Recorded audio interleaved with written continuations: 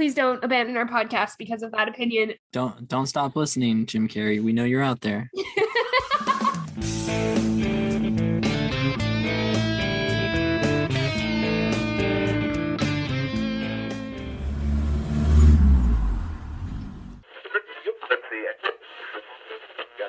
Hello, and welcome to Saving People Queering Things, the podcast where we talk about ghosts, road trips, and free will through every episode of the retro TV series, Supernatural. Today we are celebrating Christmas in July with Season 3, Episode 8, A Very Supernatural Christmas, through the theme of joy. I am Abigail, one of your hosts. My pronouns are they, them. And my question for my co-host today is about one of your best Christmas memories. So one of my best Christmas memories is when I was about 8. We don't get a lot of snow where I grew up. And I came down, had been sent to bed, and I came down because I could hear all the adults in the living room, excited. So I came down and they were all getting ready to go sledding, and they let me join them because I was on the oldest, and they let me join them, and we sledded down. We lived on a hill, and we sledded literally down the street and careening around the neighborhood corner, probably a little bit dangerous, but it was me and all of the adults. And I just remember it because it was very, I felt very grown up, 8-year-old me in that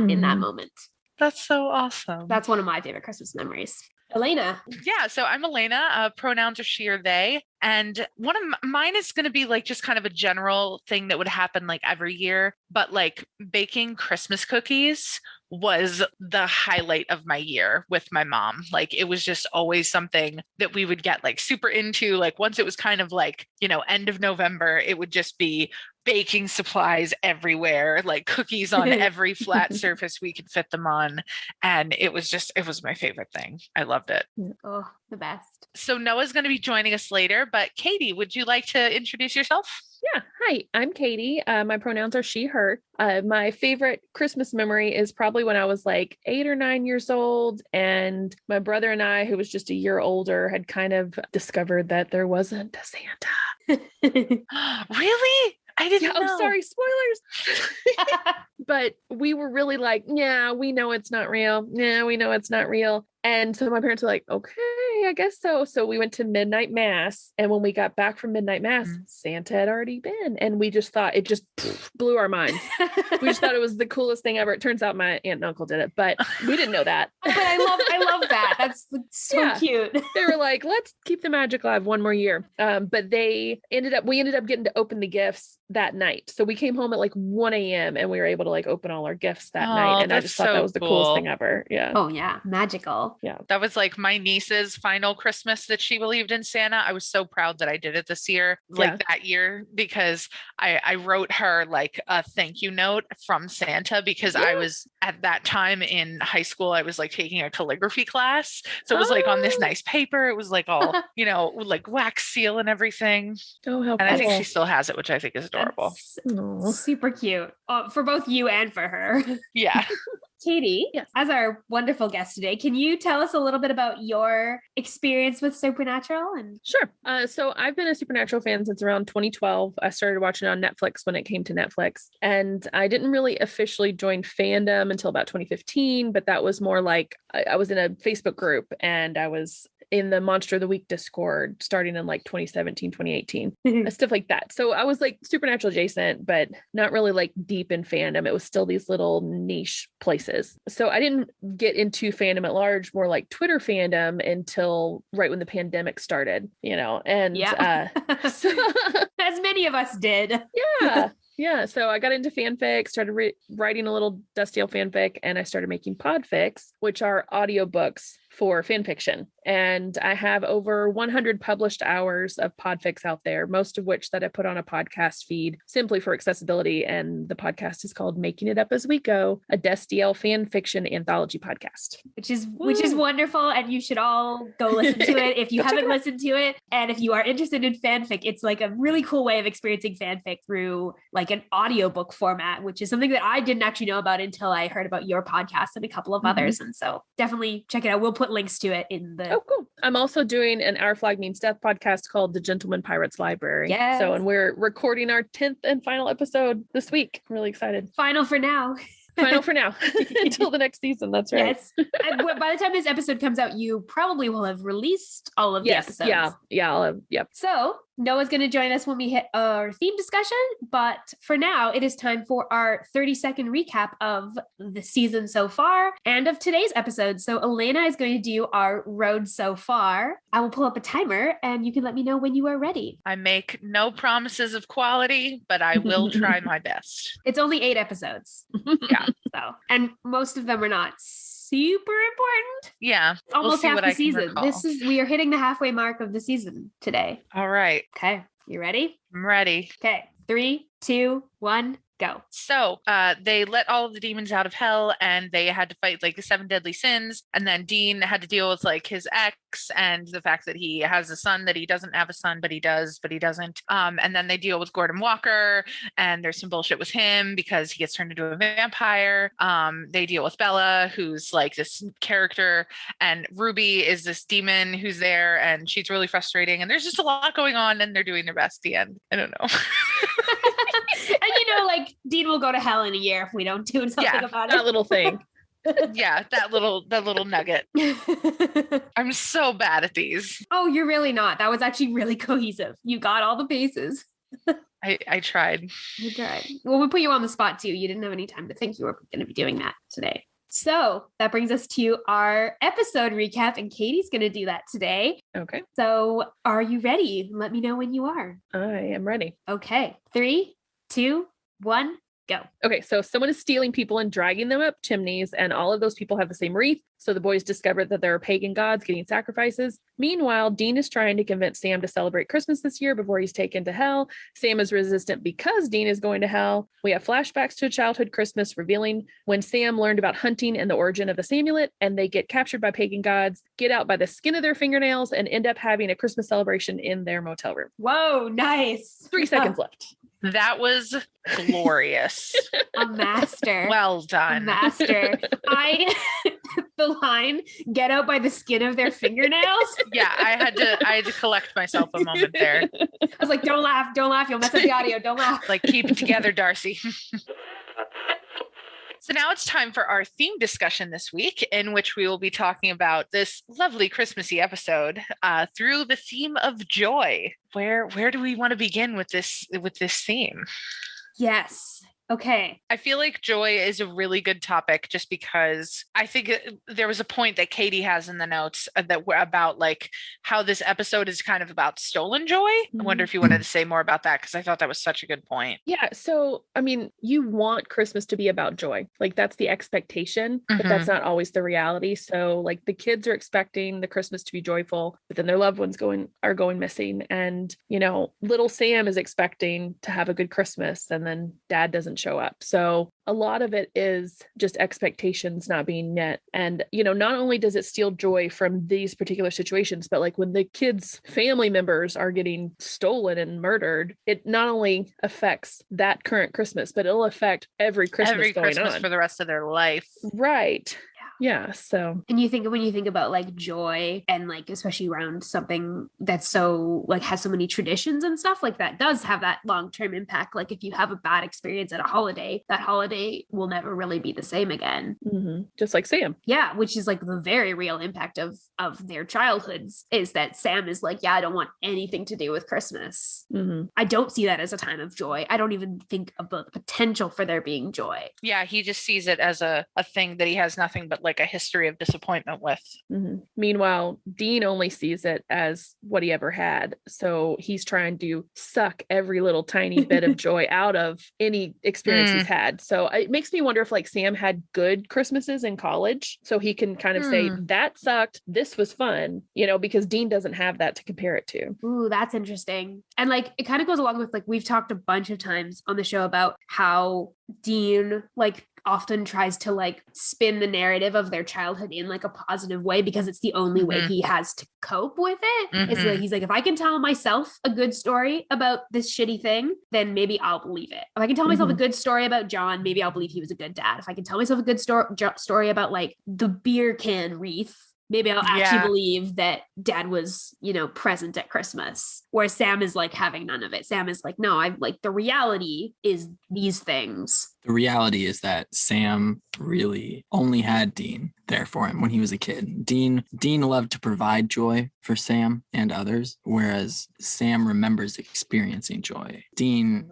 doesn't necessarily have those happy memories. Because he didn't have anyone that was doing that for him. Yeah, he remembers creating them for Sam and having that happy, lovely time, but not quite the same. It's such a parental role that he took. I mean, just as a parent myself, Christmas is all about giving gifts and watching people open gifts and deriving joy from them receiving your gift. And it's not about getting things. And you kind of don't expect it because you're the one who's doing the bulk of the work, and you kind of shut down your expectations. You're not expecting to get piles and piles of gifts like you're giving everyone else around you. You're like, yeah, that's okay. They may give me one or two, maybe none, and so you kind of shut down your own expectations and you just say, I'm just going to derive joy from them. And that's what Dean does. He wants to give stuff to Sam. So sadly, this poor little 10, 12-year-old boy has already kind of tamped down his access to joy. Yeah, he's like the only capacity for joy that he really has is if Sam can have joy, then I can get a little bit of joy. There's no, the only moment where he kind of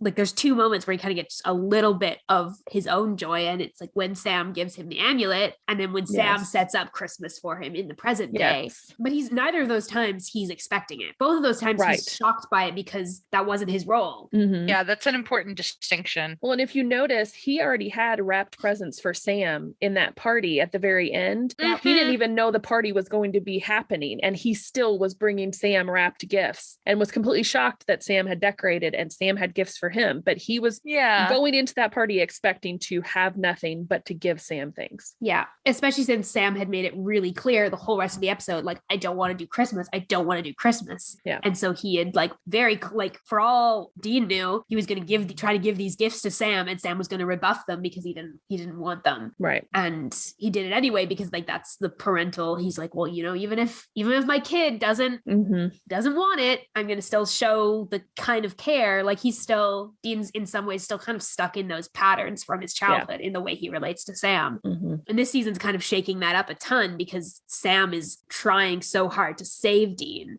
but Dean is so doesn't know how to receive that kind of care from someone he's basically raised. Right. Sam is really pushing hard against participating in these traditions that are supposed to be joyful traditions, and it's because of his past and his future. So when you look at the traditions, you're looking at the past, but you're also looking at the future. You're like, so what am I setting up for me to have to experience in the future? And what did I do in the past that informs my current tradition, right? So traditions aren't the things you do at Christmas or other holidays aren't just the moment. It's backlogs of years before, and it's what do I think I'm going to do in the future as well. Anticipating. And so Sam doesn't want it to be fake. He wants to keep his head down, and he's saying this as a person who'll have more Christmases to live, because he figures, I think if he makes this one joyful, then he's setting the bar high, and that's just going to make every Christmas after that hurt so much more because he's never going to have it that way again. And I think we see that in Sam in general, where he, especially in these early seasons, where he is I'm not going to open myself up to something positive because if I lose it, I've lost so many other things in my life, it's going to be that much more painful. I'd rather not have loved and lost. You see that with Madison and Sarah, his hesitancy comes from, he's if I experience this in a positive way and then it gets taken from me again, it's going to be that much worse. I'd rather not risk it. And that's what he's doing here. Exactly. Right. And then, he has a turnaround at the end of the episode. And I think he realizes that it's probably pretty selfish to guard his heart for the sake of Dean's, last Christmas. So, he decides not to deny Dean the last bit of joy he's going to have when he has the opportunity to have more. So he flips. He starts to realize the that he doesn't have a lot of things he can give his brother, but he can give him a positive Christmas. Like it's Sam's feeling so helpless right now, like to save Dean, but he's like, I can give him this. I can give him cheap gas station decorations and oil for his car, and I can like make him laugh, and I can like spike the eggnog, and Dean will take that, because again, like you said earlier, Katie, like Dean's not expecting anything. Yeah. So even those little things are going to just basically mean the world to Dean. Yeah. And they clearly do. Well, and I think that that's a really important point to make too about joy in this episode, is just that how easily Dean allows himself to experience that joy. And just like, I just love the way that Dean is so excited by something as simple as like a freaking energy bar and something like gas for his car. Like those really, the way that he says like fuel for me and fuel from a baby, like it's just spinning it in the best possible way. But the thing is, it's genuine. It doesn't come off as like I'm trying to make it seem like this is cool. He really just genuinely appreciates that, because to him, it's kind of this showing that Sam really does know him and knows that he's not somebody who expects a lot. But for him to think of like, oh, Dean, like, you would want something for your car, like, because he knows how much the car means to him. It's just this beautiful little note. And what does he get Sam? He gives him skin mags and shaving cream. He's like, you know what? I'm going to take this one last opportunity to give Sam a gift that'll make him vaguely uncomfortable. And that he won't understand. But it makes him laugh, and that's what's important. And it's so wholesome. He's getting joy out of Sam's joy, because he's like, I know, okay, make Sam react. I know I can make Sam, forget about all of the like thoughts in his head and his anxieties and his worries and his grief. I can like make him forget all that if I give him a dumb gift. Which is, like a lot of what he tries to do in the flashbacks. Like they're such an interesting mirror to what's happening in the present day, because in the flashbacks, he's less, he's young. He's not as good at like masking his own, like the fact that he's also a kid who's also like grieving what he doesn't have. But he's like, I think drawing on those memories of his childhood to like inform the way he comes into this Christmas with Sam. And it has become something that's not just a coping, but it's actually like, it's real for him. It is coping.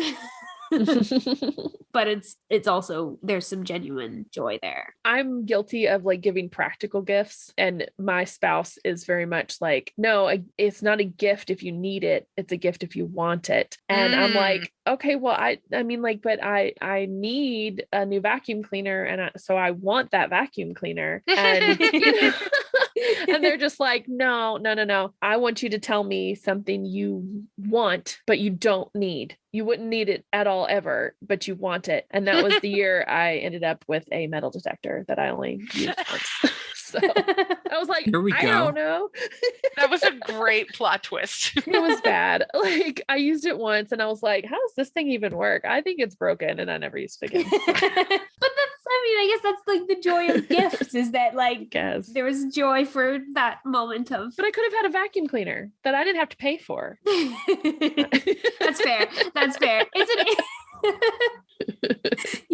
I'm a practical gift giver. That's me. Which is also, I feel like that's a lot of like what Dean is in this. Like, yes, like, I saw, and then what we see, I think, in him across the seasons, like prior to this, and also we'll see that again from him, is that like so much of his like way of showing love is through like caring for the people around him, exactly, and giving them the things they need and like things that will make them feel safe and comfortable. Well, and not to be a downer, but this is coming from a poor childhood. When you know, sometimes that's the only time you get new shoes. That's the only time you get candy. That's the only time you get new clothes. It was on Christmas. And, my parents would be like, no, I'm not going to buy you that right now. Christmas is coming up. And it's like September, and it's like, that's when they gave you all the stuff, especially when you didn't have a lot of money. So that's pretty clear that the childhood that they have is you give them the practical stuff, because they don't have the money in their pocket to go buy shaving cream, Yeah, no, I think that's a really, really pivoting point. You see that in like this, this is only like the second flashback episode we've had.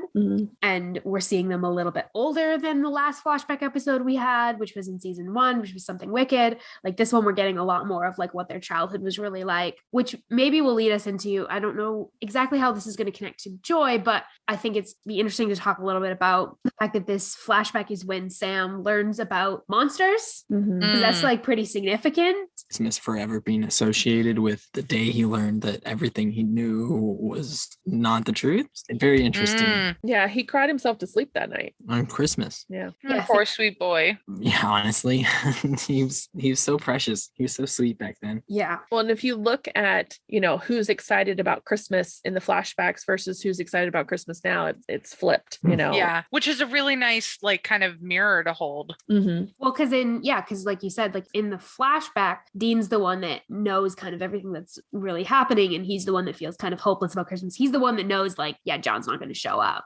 Whereas in the present time, Dean's like, I don't have anything left to lose. And we've seen that so much from him this season of like, I don't have anything to lose. I am trying to squeeze every last bit of life and enjoyment out of these things I have left, because if I don't, I will lose myself in the like fear and grief. Whereas like Sam, it's changed. And now Sam is the one that's like, I am carrying the weight of like the reality of our situation, the reality of like, I might not be able to save my brother. And they have these different reactions to Christmas as a result. I do think it's interesting how Dean and John were trying to keep Sam from knowing. And obviously that's like primarily John, but I think it's interesting, especially after like the events of the episode Something Wicked. So we know like Sam has had close encounters with monsters. I've always found it a little unbelievable that Sam wouldn't know at this point or wouldn't have picked up more. Yeah. Do you think John cared? Like he left his flippin' diary there for him to flip through. No, I don't think John cared. Like he just would yell at him and be like, just mind your own business. Bleh. I mean, this is entirely like a headcanon. I have nothing to substantiate this with, but I feel like it might have actually been more Dean. I did have a note about that. The fact that they don't know the Christmas songs, that the yeah, that's so I had that sad. as a thought too. yeah, the fact that they don't know them means that they were never made a big enough deal about at Christmas, which implies Like these that, babies don't know Silent Night. Come on. Yeah, like oof, I'm not trying to champion Christianity, but like Right. Christmas songs in general are kind of common knowledge in America, at least. But that hurts. So I had "fuck John" in my notes in the first 5 lines. Nice. It wouldn't be an episode of our podcast if we weren't slandering John Winchester. Amen. Yeah. As it should be. Yeah. I do find it hilarious that they think that Sam, the lie that Dean has, if this indeed this is the lie that Dean has saddled on, is that John is a salesman. Like, right. That's interesting. That's cute. What's he selling? yeah. Bad times and empty beer cans. Yes. His dignity mostly.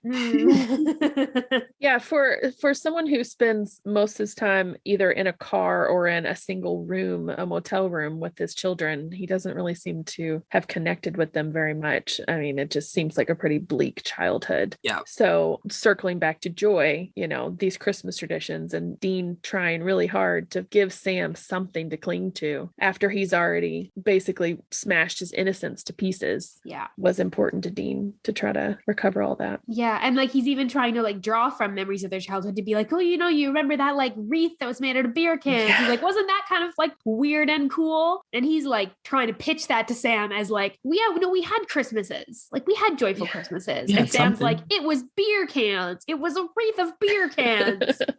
And like, I think it's also interesting how like Sam knows, like young Sam knows he's being lied to. And like knowing Sam has probably known for a while. Like he's been putting these pieces together. He's waited to confront Dean about it until he knows, but he's like, he knows he's being lied to. And that's in some ways the betrayal of like Dean lying to him is a bigger deal than John lying to him. Yeah. Like he pushes at Dean because he's like, Dean is the one he actually trusts. Dean is the one that actually has been consistently there for him in his childhood. Whereas, and like Dean's reaction is to kind of be like, you don't want to know the truth. Like you don't want to care. You don't want to carry that burden. Like that's going to take away your opportunity for joy in this moment. It's very sad. It hurt. Oh, I was going to say it is unrelated, but I did want to point out because I see it in Abigail's notes here. Uncle Bobby gave it to me. Oh, Yes. One of the best lines of ever. The Uncle Bobby, the fact that it's Uncle Bobby.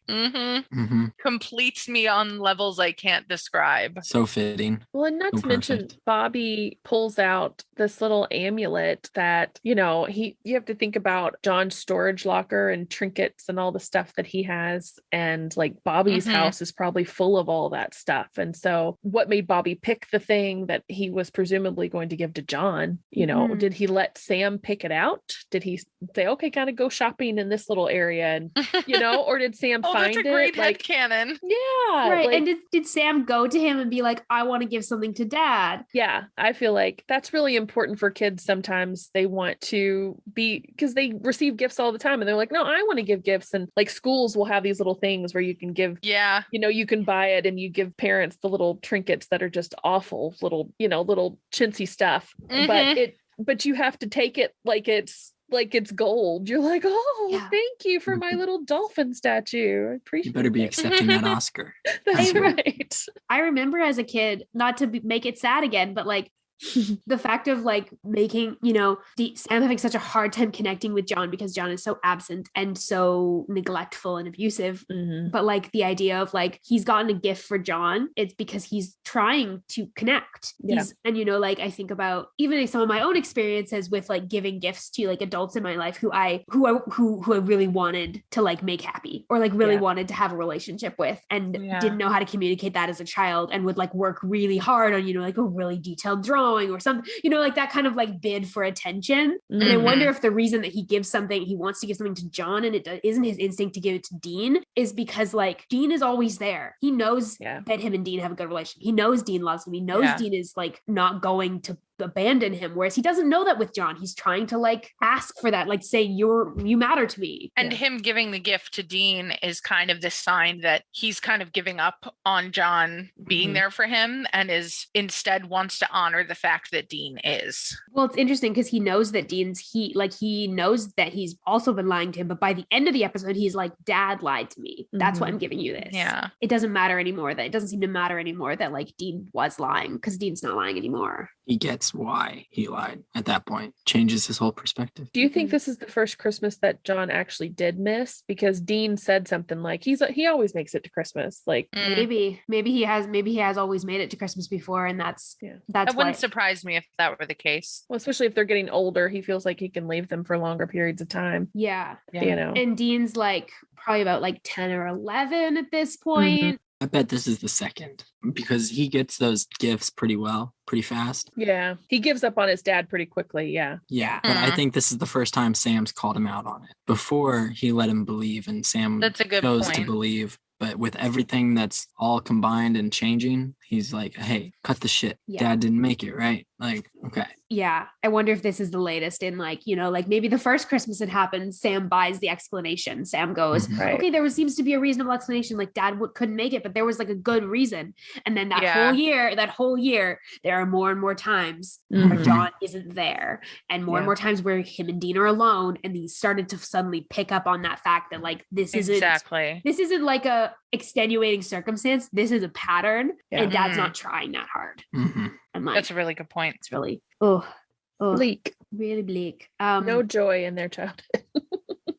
I do also want to point out that Dean, when he leaves angry after Sam tries to mention Mary, and Dean goes like, we don't talk about mom. We don't ever talk about mom, which is very reminiscent of, again, like the pilot where Sam tries to bring up Mary and Dean's like, we don't talk about her. Like, this is really built into you. But he like goes out angry, but he like comes back with dinner for Sam. Like cute. He never stops kind of being Sam's parent, even when he's angry and frustrated. If the theme wasn't joy, it should have been innocence because, so much innocence have been lost from these boys. And seeing this flashback really highlights it. Especially, it like highlights that like Dean's innocence has been gone for a long time already. And Sam is, this is when Sam's is like shattered. Yeah. He's been clinging on to it, but not anymore. Fuck John. Yep. Oh, yep. Okay, one thing I thought was interesting is Madge and her fella both being so cheery and so joyful while being, these pagan gods that are hungry for sacrifice was very interesting because, super cheerful, lovely older woman, that happens. You see that around all the time. And I just love having those characters be the bad guys because they're just so unassuming and nobody gives them enough credit. And then out of nowhere, they're like, they do some whack ass shit. And it's like, oh, okay. Yeah, because I remember when I was very first watching through the show, and this was like a decade ago, I remember like being really intimidated by the monsters in this because I was just like, oh, like they really are like gods, but they're sitting here being like, oh, my peanut brittle in my, like it's just really weird. And I remember feeling like, ooh, like just a sense of unease from that. Well, they wouldn't have gotten out. They wouldn't have survived if there wouldn't have been that knock on the door. And even then, we don't even see them escape. Like they technically shouldn't have been able to shuck whatever binding they had on them. It was just a convenient like plot dust, Yeah. and you escape sort of thing. So yeah, like it was a really fun episode as far as with them because they were so sinister, but in this sweet little package. Very Pleasantville. Yeah, it's like the whole like they're like the fake joy, like they're all the saccharine sort of like Christmas joy, but it's actually all just a front, which is really interesting in this episode. That's like that is such a deep like observation that I never considered before, but that is fantastic. When they like toss the fruitcake and like step on it, and like they keep the smiles plastered on until they shut the door and turn around and they're like, oh, which is like a great moment to like, they do a really good job of making them intimidating for one episode monsters. Honestly. Like sometimes the one episode monsters are a little like hand wavy dangerous. Whereas this one, they do manage to be, I think because they give them a persona, obviously, they get out of it in kind of a hand wavy way, but there is that one, you do get that scene with the fingernails that is like very uncomfortable. Oh yeah. That was, oof. Well, and I can't with the body horror. I can't with the tooth thing. Like, I know they don't actually pull a tooth out, but like they're close to it. And I'm like, so close. I was ready. These are the scenes in Supernatural that I'm reminded that I like don't like body horror. Like I've been viscerally reminded because I think this like Supernatural over the years like gets less that. Yeah. And it's more that in the Very first few much so. seasons. And because of that, like I forget that there's a lot more like that like visceral body horror. And I like have found a lot of scenes where I'm like, oh, I'm actually like, I don't want to watch this. This is Yeah. I've gotten like that with a lot of I know episodes. It's still really like, it's still the CW and it's still pretty tame, but the fingernail is a very, very long, it's a long shot. It takes a long time. They push the limits where they can, for sure. It's nasty. Okay, well, I think that kind of concludes our theme discussion for this episode. So we're going to move right along into our Going Meta section where we are tracking lore, the Bechdel test, pop culture, all that fun stuff. First up, we have the Bechdel test. Was there were like two women and they didn't share a screen together, so no. Do the mother and daughter, isn't there a mother and daughter that share a scene? Madge and the Caroler. The Caroler does not have a name though. Oh no, I think she maybe does. It's on thin ice. They also talk about meeting some other guy to go and Carol. So I don't think that it's like a couples thing. Yeah. It might scrape the barrel on being close to passing, but the fact that we can't remember it, not voting well. It's a rough time. It's a real sausage fest out there. Yeah. But fail on the Bechdel test. Get good, Supernatural. Come on. So I was looking into the lore. Ooh. This episode gives us the backstory on the Samulet. Very cool. Which we've been seeing since episode 1. Which is, I realize, it's called the Samulet in fandom. Like that's a fandom name that we've given to it. Yeah, I mean, honestly, they've never actually named it. No. Up until now, do they name it? They might name it later, but I'm not sure. No, they talk more about it, but they don't ever like name it because why would you name it? Right. Well, they definitely don't call it the Samulet. Well, actually, there is a time in the show that they call it the Samulet. Well, because okay, yep. Oh no, I can't spoil it. Sorry. Well, I was about to say something. I can't. It becomes canon. Yes. Yes, there is a time where it does get called the Samulet, but it's gonna be a while. Yeah, it'll be a while. It'll be a hot minute till we get there. But no, so we've seen this thing from episode 1, and what's really cool is that you just assume this is just a random necklace that Dean is wearing, that there's no meaning to it whatsoever. Even in Shapeshifter, when like the shapeshifter actually took it from him, and after he kills the shapeshifter, he like takes it off of him. He seems pretty offended that this guy stole his necklace, you know, and turns out that he's been wearing this for so long because of his brother. It meant so much to him. Yeah. So it's really sweet. Yeah. I love that we've gotten to see its significance to him. Like I think it's a really good example of Supernatural like showing something and not immediately like slamming us with like exposition about why it's important. Like they've just let us see that it's important to Dean for a long time, and now they're finally going, here's why. And that's I think like it's a really nice bit of storytelling. I wonder if it was planned or they saw it and were like, let's give it a story. I don't know. Yeah, I'd be really curious actually about if they always knew it was going to be important, especially like considering that scene in Skin, which is like the 6th episode. Right. Like it's so early. Yeah. And yeah, like the Samulet's going to continue to be important and for a variety of reasons. And like we will get there with the Samulet. And I mean, the only other note I wanted to make on that is that we know it came from Bobby. And so, you know, Bobby, we know, is really well versed in the lore. He has a lot of artifacts of the supernatural. So like that's giving us, I think, a little bit of a clue that like this is, you know, this is not just a necklace. Or like if it is, it could have other significance because it's like it's an amulet. It's like it's not just Well, interestingly enough, there was a little companion guide called Supernatural Bobby Singer's Guide to Hunting that was released in 2011. And there was an entry for the amulet, and it said that he got it from a woman in Tampa who said it was a protective charm. Oh yeah. And that actually is interesting when we think about like Bobby giving it to Sam to give to John. Yeah. You know, Bobby thinking, let's give John another layer of protection, whether or not it's real or not. He's out there being reckless and he needs to be a daddy to these boys. So maybe he needs something to help him along. Yeah. Maybe if Sam gives it to him, he'll actually use it. Yeah. And it also makes it interesting, like that Dean ends up being the one that has it. Like, does this amulet actually end up protecting Dean? Yeah. Over the years. Yeah, it makes you wonder. Interesting. I want to see when Bobby sees Dean wearing it for the first time. That would be fun to see. Yeah. Oh, that would make a great fic. That would make a really great fic. Right? Of like, especially if John is there. Oh God, yeah. He'd be like, all right, well, Dean, don't take that off. Don't give it to anyone else.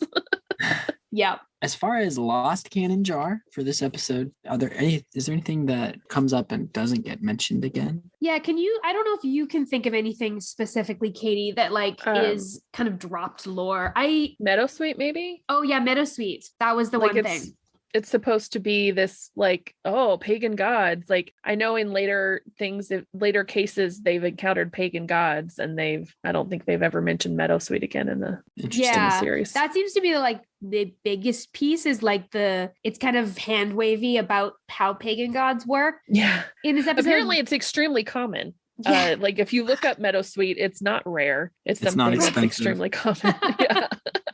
First of all, how does Sam know what's the market price of Meadowsweet? Sam's niche. It's like Sam's niche knowledge of random stuff.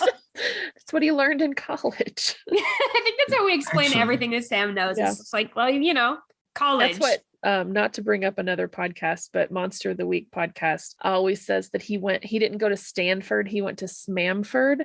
And it was actually John trying to train him to be a hunter without him knowing he was training him, because he has all of this random knowledge that helps him on hunts where did you learn that from? Oh, I learned it in college. It's like, why do you have a knife? Pre-law degree. Yeah. Like, why do you have this knowledge of how much Meadowsweet costs in Michigan? Oh, I learned it in college. I love that.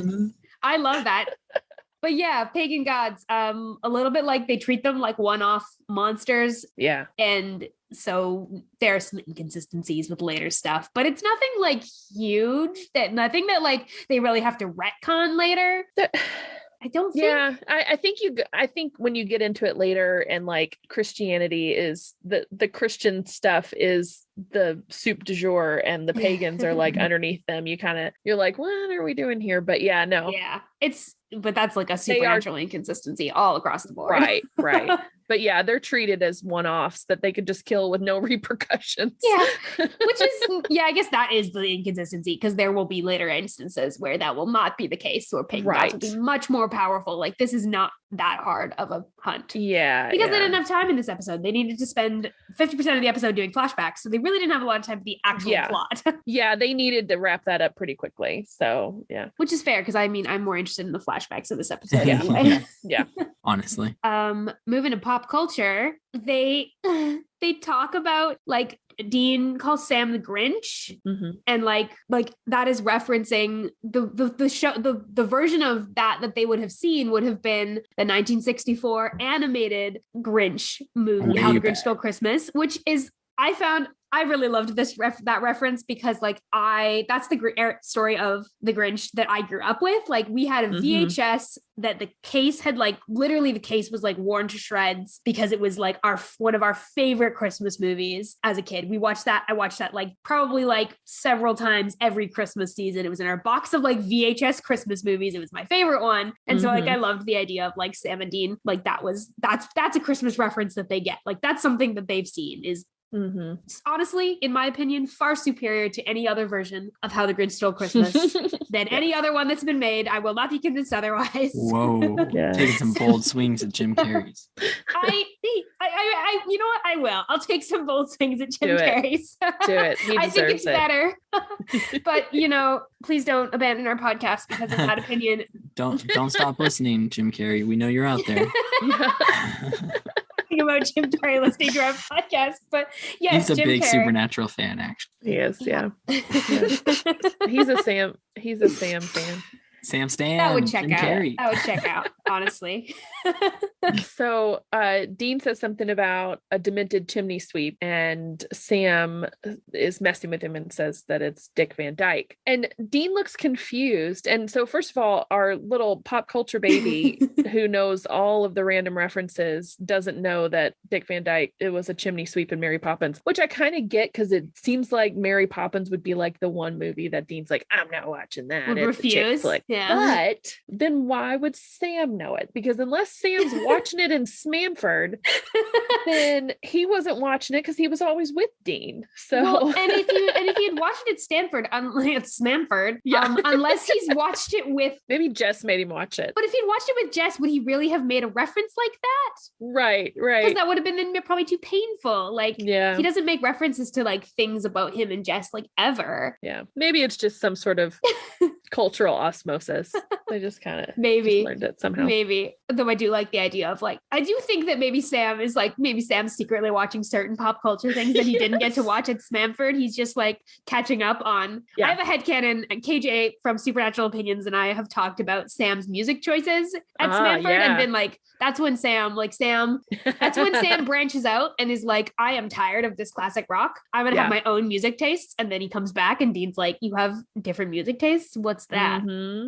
But we have a whole series around and then that. he stays in that genre. Like he's like, no. And it's kind of like when you first get into music and you're like, these are my bands and they're going to be your bands forever.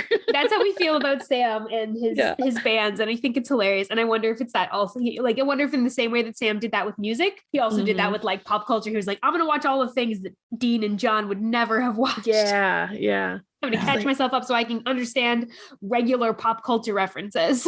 The only other pop culture, I think there's a few other references. But the only other one we needed to mention is that on the back of the motel door, it says the Thomas Kincaid suite, and the painting is very much in the style. It's not a Kincaid painting, but it is very in the style of Thomas Kincaid. Get sued. Yeah, which is hilarious because this is a reference to the fact that in 2007, Jared played Thomas Kincaid in a movie called Thomas Kincaid's The Christmas Cottage. I want to watch it so badly now. Such a deep pull. Before this recording, Katie and Elayna and I went on a bit of a deep dive into this movie. It's a good one. Only released on DVD. Yeah. Any other pop culture either of you wanted to mention? Actually, the one other thing in pop culture is, and this is more like pop culture in terms of the actual like filming. So this is maybe a story that I don't know if no one knows, but when they were filming the final scene when they are in the motel and Sam hands Dean the eggnog, the spiked eggnog, and Dean reacts and goes, whew, like, yeah, he asks him if it needs more of a kick. Yes. He says, try this and see if it needs more. And that reaction from Jensen is entirely accurate, is entirely a Jensen's reaction and staying in character because Jared had spiked the eggnog. For real. For real. Most of a bottle of rum into the eggnog. Yeah. Love that. I love that. And so I love that because knowing that, you watch that scene and you watch his eyebrows go up and you're like, okay, you're not faking that. Yes. You're not playing that up. That's real. Not at all. Not at all. Yeah. Honestly. Love that. No necessary acting choices there. Just real stuff. Proud of him for staying in character too. So glad. I'm so glad he did because it makes for a really good moment. Moving into our last section of Going Meta, we've got gaydar, sexuality, gender, and relationship dynamics. Okay, I mean, there was a lot of your typical John trauma, toxic masculinity when Dean tries to cover the gift that he steals for Sam. Being like, oh, I guess Dad thought you were a girl. Yeah, okay. More of that. Besides that, there wasn't a whole lot. When they go into the shop to try to learn more about the wreaths, they walk in and they don't put arms around each other or play it up, but very much when he's prompting Sam to say that the wreaths were yummy, really kind of playing on a stereotype. And so the shopkeeper says, aren't you a fussy one? So there's a lot of those, kind of microaggressions or, little signals that they're trying to make that they were assuming that Sam and Dean were a gay couple. Yeah, which is really interesting after like the last time we saw this happen was in Playthings where the motel owner assumes they are. And then Dean has a really, really big reaction and him and Sam have a whole conversation about it. In that episode, we talked about like Dean's really like uncomfortableness with that and like how he personally like is feeling about being perceived as possibly not straight. And we talked about like his reaction versus Sam reaction in that episode. So I think it's really interesting that in this one, they lean into it. I think unfortunately that he doesn't think there's a straight way to go ask about wreaths. That's probably right. That's probably correct. And he's like, well, I gotta act like I'm gay because they're not gonna like, and that's otherwise just it's suspicious. His masculinity completely being too fragile to be able to ask about something that he doesn't see as normal for a man to ask. Yeah, it's that like fear of, he's like, oh, I'd rather cover that up, that fear of like being seen as like feminine or that fear of being seen as like not man enough by playing into a stereotype. Right. It's coming from a really like not great headspace for him. Yeah, it's interesting tracking that sort of thing with Dean in particular, because it also doesn't seem like this is not something that they planned, like as evidenced by Sam's reaction. Like this is something that Dean has just sort of on the fly decided to do. Yeah, that Dean decided to do. I mean, I don't know. Sam came up with the word yummy, but like, it was just interesting because they weren't as overt as they could have been. Of course, they're brothers, so ew. Yeah, they're so it would have been going to play it up. No.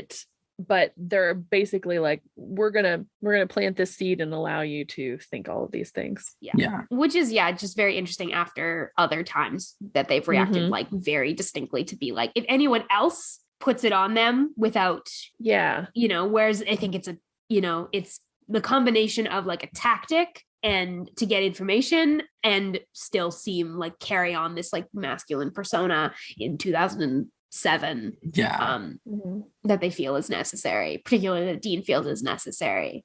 Doesn't mean it's okay that they feel that way, but right. Also, if you think about it, Sam's the one who said yummy. The shopkeeper's the one who said to Sam, you're a fussy one. So it That's wasn't true. centered on Dean. That's also very true. Yeah. Dean, well, and yeah, Dean's is more directed on like placing Sam in this like more feminine light, which we see a few times in this episode. Like that's where Dean kind of directs it. And it's the extrapolation from that the shopkeeper does.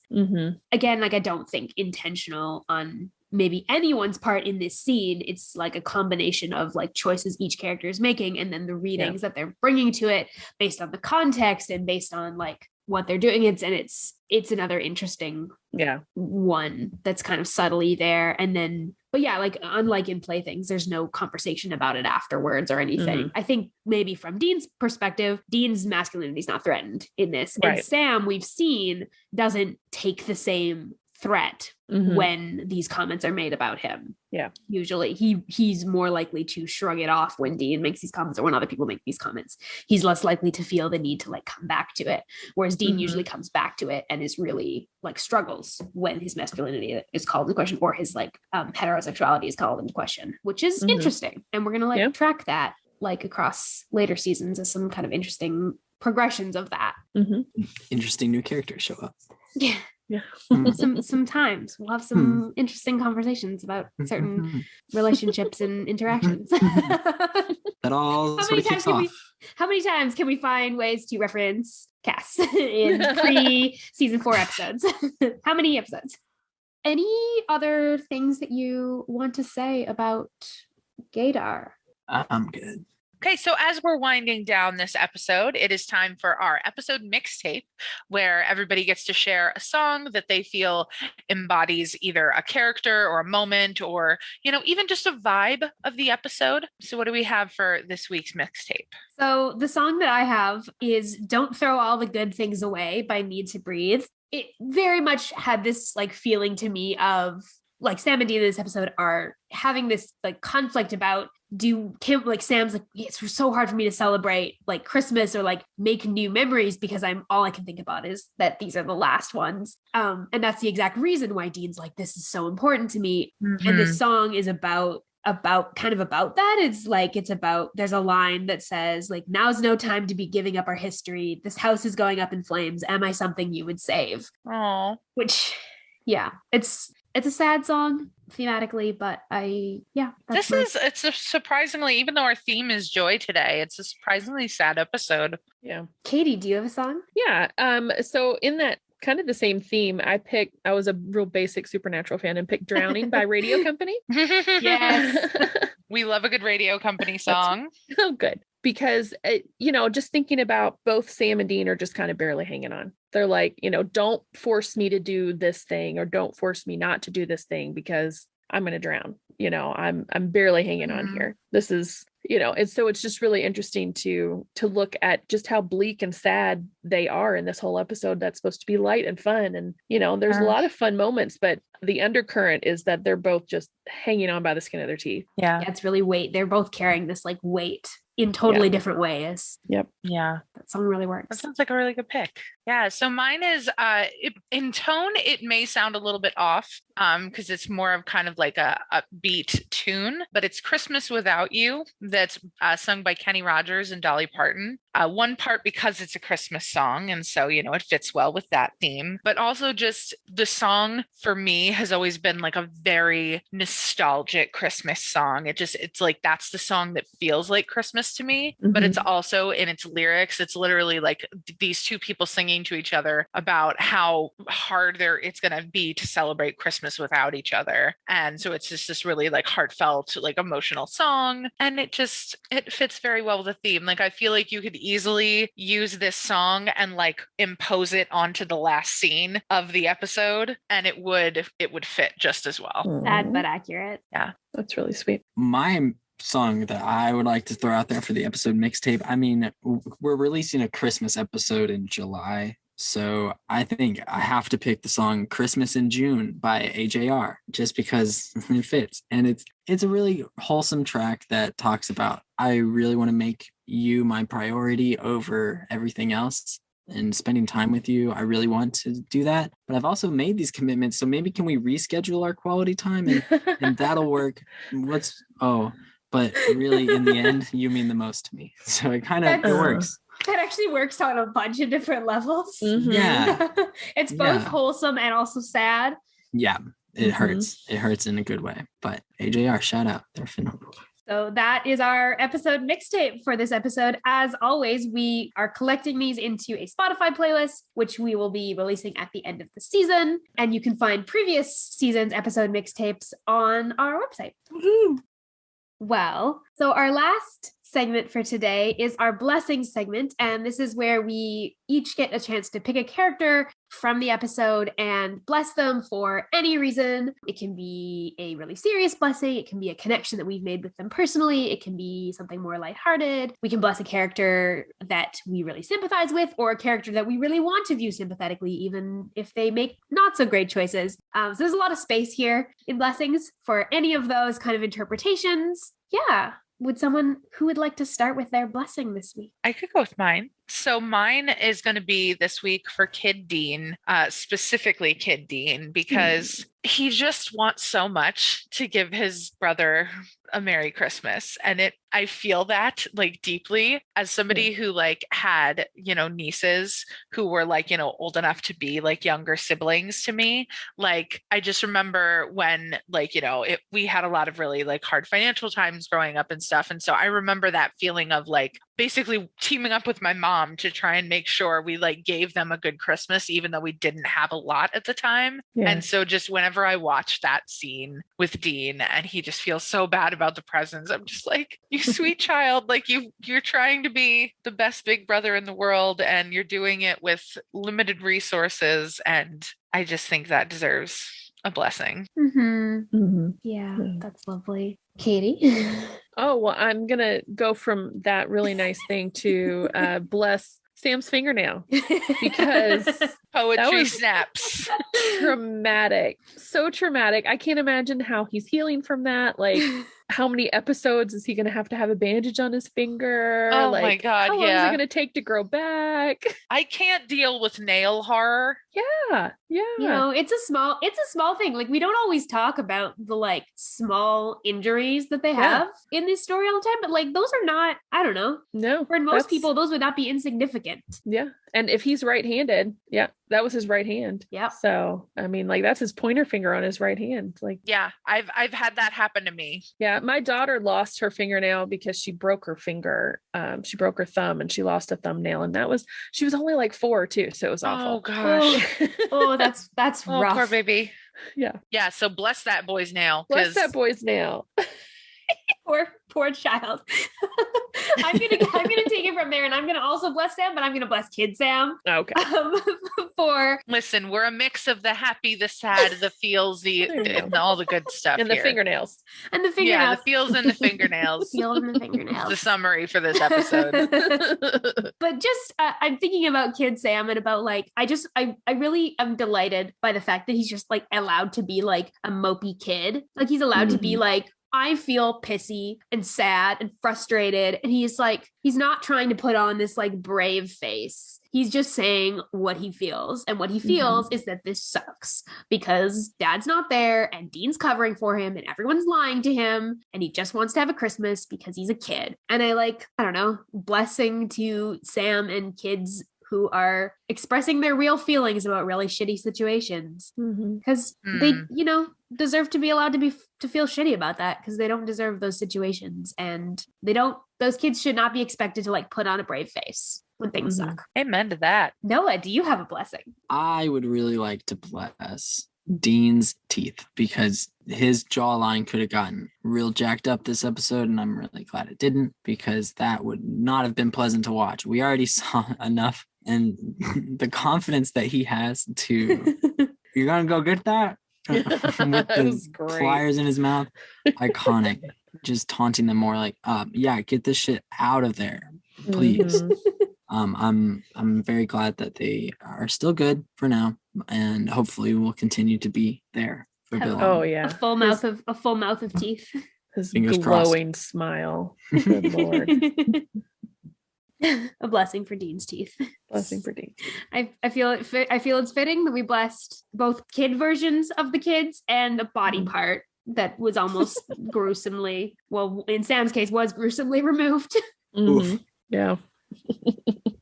So that brings us to the end of this episode. Thank you so much, Katie, for joining us. You're welcome. It was like pleasure to have you. Thank you for all of your amazing. Yeah, thank you. It's been awesome. Yeah, it's been so much fun. So is there anywhere that people can find you on the internet specifically? And we will link it all in show notes as well. Sure. On Twitter and on TikTok, I'm Dusty L Cannon. Dusty L stands for Dusty L and Cannon, obviously. Yeah, so you can reach me there. I'm on Twitter more than I'm on TikTok. I think I'm also on Tumblr under just Dusty L. And then your podcast. Yeah, we'll also link both of those podcasts that we mentioned at the top of the episode. That's right. So make sure that you're subscribed to Saving People Queering Things wherever you get your podcasts. We'd love to hear from you. So if you've got a blessing you'd like to give or a theme you would love us to explore, you can leave us a voicemail at queeringthingspodcast.com. Yeah, you can follow us on our social medias. We're on TikTok at Queering Things Pod and on Twitter and Instagram at queering_things. You can also come and chat with us on our Discord server. All the links to all of that will be on our website. Be sure to ride along with us next week for Season 3, Episode 9, Malleus Maleficarum, through the theme of loyalty. Thank you all for coming along for the ride, and we wish you a peaceful road until we meet again.